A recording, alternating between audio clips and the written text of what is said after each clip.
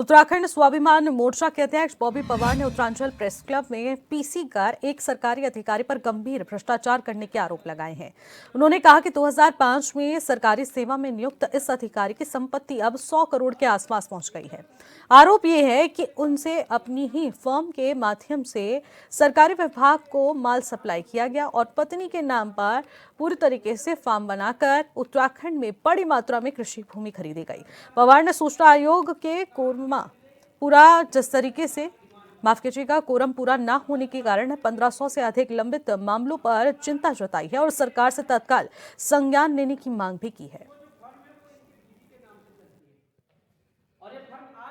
आज के प्रेस वार्ता का जो मुख्य उद्देश्य था, जो विषय था, वो इस प्रकार से था कि एक कर्मचारी जो एई के पद पर 2005 में चयनित होता है, कार्यरत होता है, उसके द्वारा वर्तमान समय में जो उसकी संपत्तियां हैं लगभग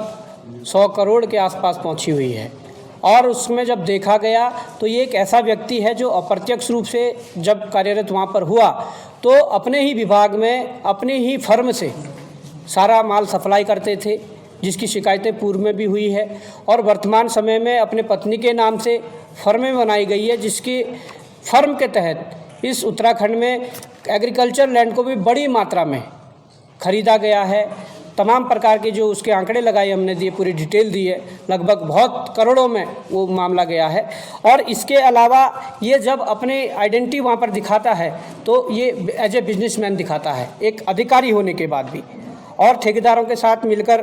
जो सौदेबाजी करता है वो भी सारे तथ्य सामने हैं। और इसके अलावा इनके खिलाफ पूर्व में प्रतिकूल प्रविष्टियां जो है लगी हुई है, जिसमें 2018 के आसपास भी जांच में ये दोषी ठहराए गए हैं। बावजूद उनका डिमोशन होने के बाद या इन पर कार्रवाई होने के बाद इनको प्रमोशन पे प्रमोशन मिल रहे हैं। तो निश्चित तौर पर इनके ऊपर बड़े अधिकारियों का भी हाथ है और बड़े नेताओं का भी हाथ है, क्योंकि सूचना ये भी है कि इस व्यक्ति के द्वारा सचिवालय में बैठे कुछ IAS अधिकारियों के ब्लैक मनी को वाइट किया जाता है और तमाम प्रकार से